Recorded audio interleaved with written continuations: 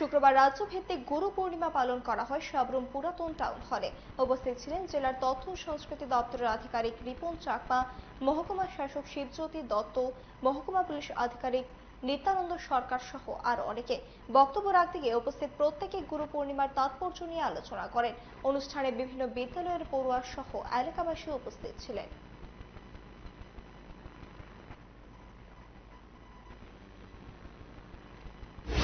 গুরু পূর্ণিমার এই পবিত্র দিনে আমরা আমাদের জীবনের সমস্ত গুরুদের প্রতি কৃতজ্ঞতা প্রকাশ করি। আমাদের জীবনের প্রথম গুরু হলেন আমাদের মা বাবা। তাদের থেকেই আমাদের প্রথম শিক্ষা গ্রহণ শুরু।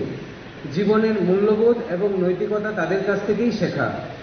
বিদ্যালয়ের শিক্ষকগণ আমাদের জীবনের দ্বিতীয় গুরু।